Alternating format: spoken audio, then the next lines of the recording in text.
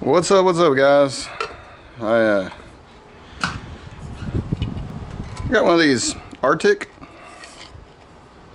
Everybody has the Yetis, but they're like, I don't know, 30 bucks. I think they were $40 or something like that for this size.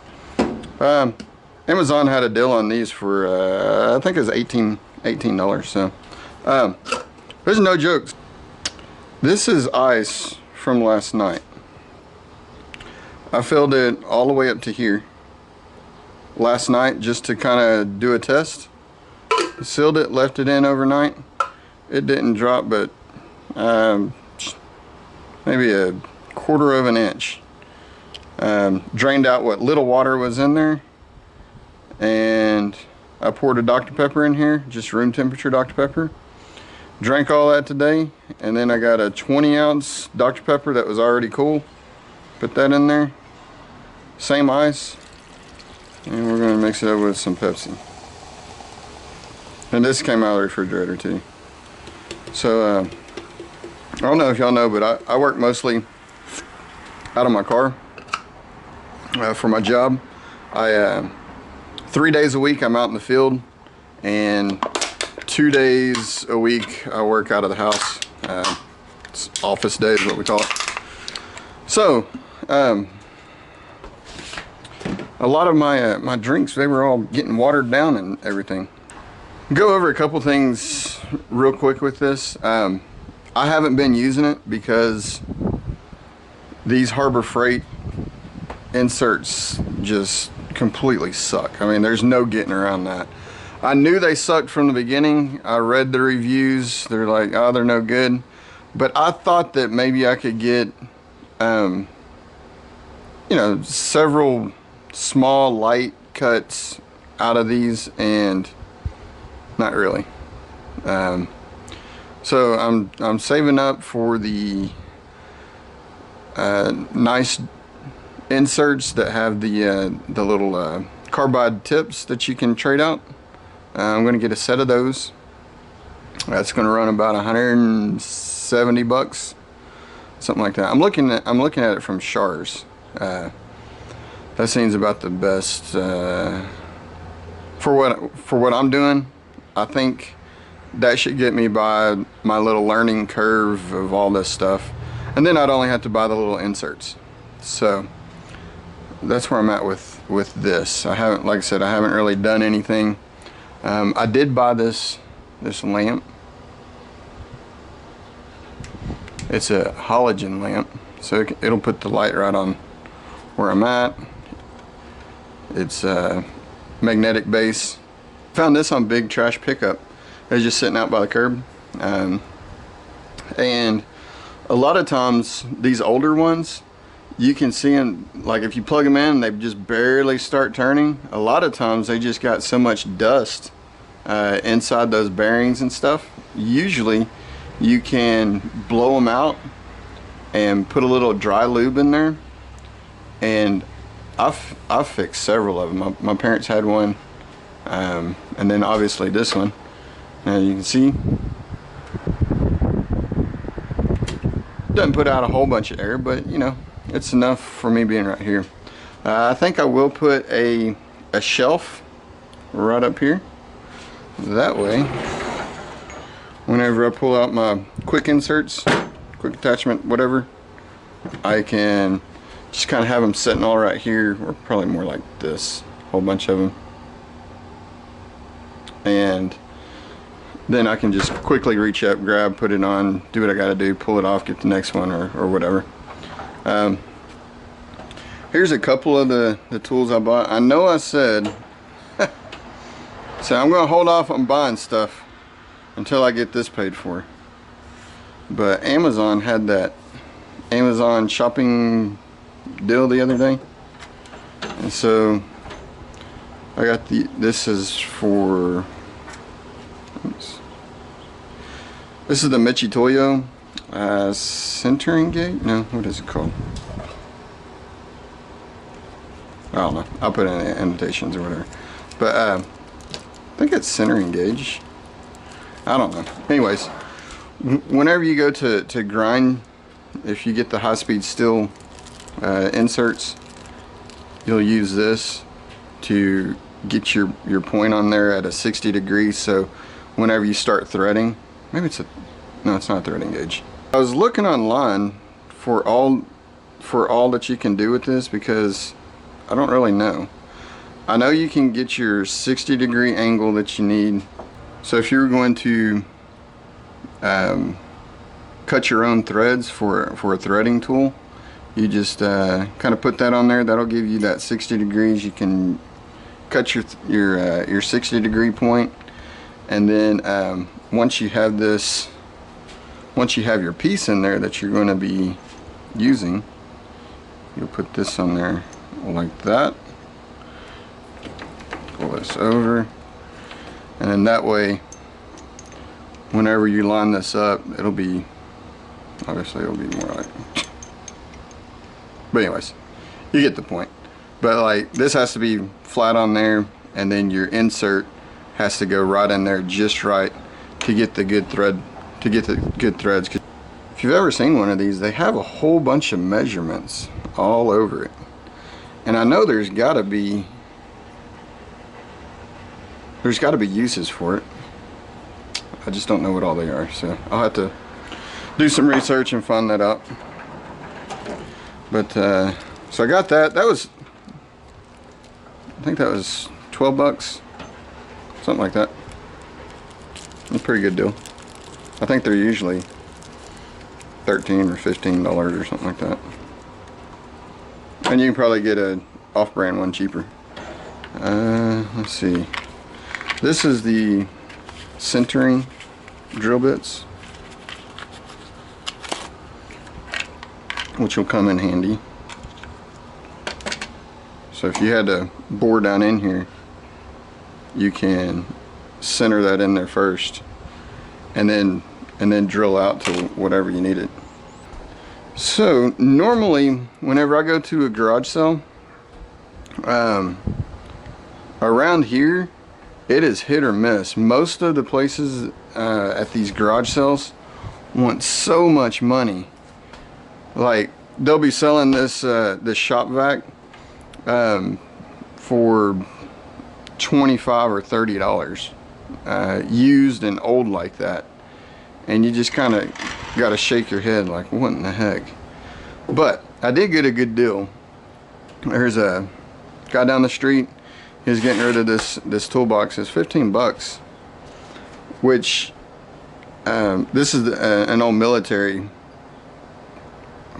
toolbox. But anyways, he wanted $15 for it, and I figured it was just for the toolbox itself, but it came with all this inside. It came with all this inside. So the Allen wrenches are one thing. I don't really have a big use for a whole bunch of Allen wrenches, but the main thing is all these taps. There's quite a few taps in here. And you got your tap wrench, I guess. Several drill bits. It did have one blank. This says Crucible RX 95, half inch. So, and I think that's the largest size that I can put in here. Yeah, so I think with the tools that I get, I think they'll all be half inch, I'm assuming. I don't know why I would need smaller. I figured with all these, you know, I'm trying to do that scrap metal art deal, so if you get several of these Allen keys, kind of looks like spider legs or something, or like little antennas or whatever. So might use them for that. Something else I could use it for is pounding it down and making a knife out of it. I haven't ever made a knife, so that might be something to do. But yeah, so like I said, I asked the guy, I was like, is that for all the tools inside? He's like, yeah. He says, I'm getting rid of a whole bunch of stuff They moved him from one machine shop or something like that to another, and so he kind of got rid of all of this. But the only issue with this one is that this rivet right here was missing, so it wouldn't close like it's supposed to. But I was able to squeeze that rivet gun in there and got it to work. So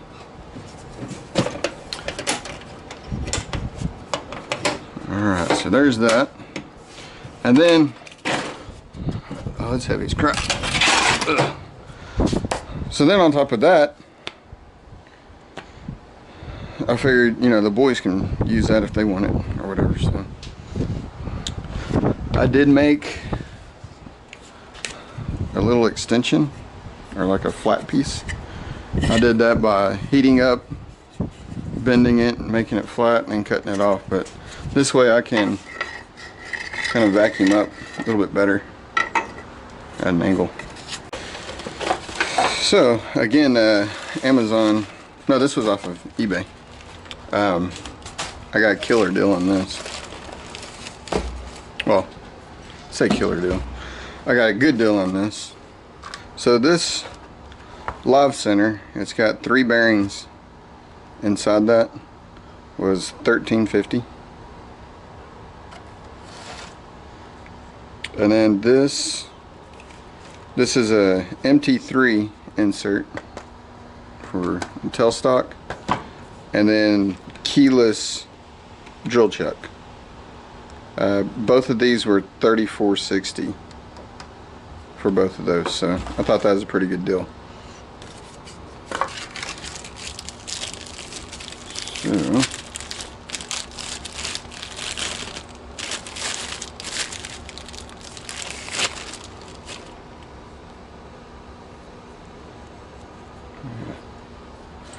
got that Cosmoline crap on there.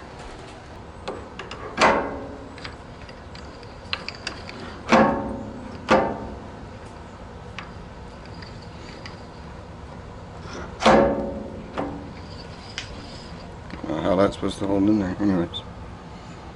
I'm supposed to thread in there? I don't know. Nobody told me this stuff.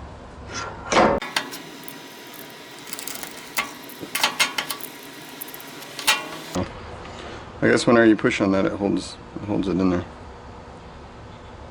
So, gotta do some research, find out on that. So that's that. And then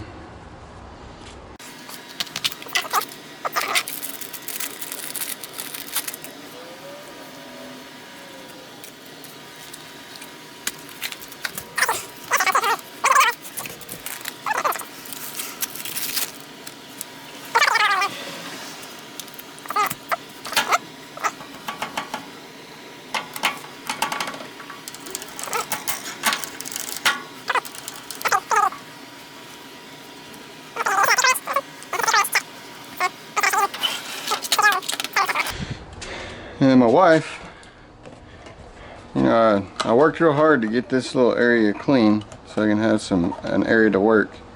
And then my wife thought it'd be a good idea to bring on a project such as this.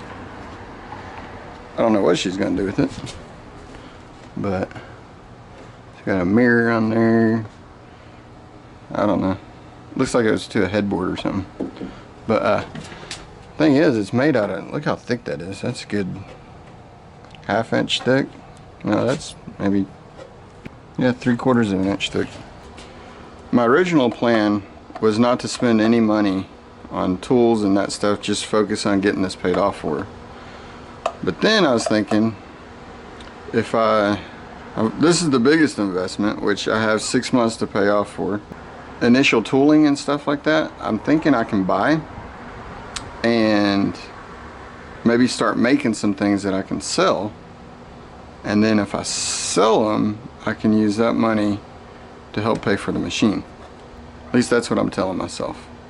But I hate being in debt. Let me go back. We have enough money in our savings account that if something happened and I had to pay this off today, I could pay it off. We wouldn't have hardly anything left, but that's the only reason why I can justify buying this, because normally I don't buy anything on credit, even other than cars and obviously a house. Usually everything else we buy up front, save up, that kind of thing. Don't carry any balances on credit cards and stuff like that. So that's kind of why I want to hurry up and get this paid for. But then again, I don't want to go into more debt than what I'm at. So it's a situation. So that's kind of where I'm at. I don't really know exactly what I should do. Hurry up and pay it off. Get some other bare tooling, so maybe I can make a few things that I can sell, and I don't even know what those would be right now, but I do have a couple of chunks of aluminum. That's like a 4-inch piece, maybe 3.5, I don't know. This is like an 1.5 inch. So I have a couple large pieces that I can make something out of. I can make something out of aluminum with. Again, still not too sure what. So I made like a little addition to this.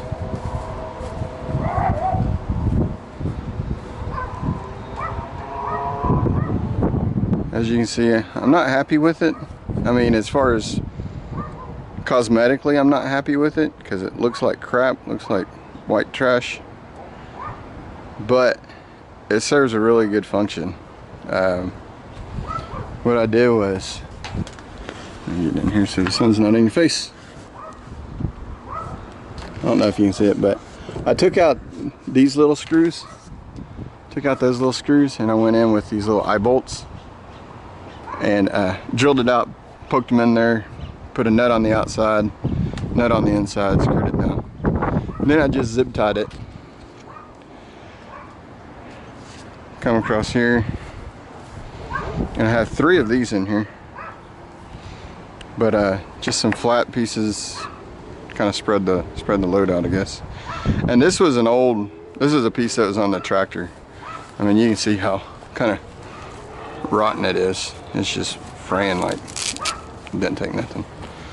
But I got a new tarp that I'm going to put on there. But that way we can clean all of this up over here. This edger, what we're going to do with the edger, what do we got to do? Oh, needs a new blade. Obviously the blade's only 2.5 inches long, 2 inches long, and it needs to be a lot longer than that. So I need to get a new blade, so I think I might actually make a blade out of some flat steel that I have. And then the kill switch part on this isn't quite working just right, but probably not that big a deal. That was free though. On this, still got the motor in the shed. I got the torque converter. We're gonna use this motor for something else. Still not sure. 18 horsepower vertical shaft.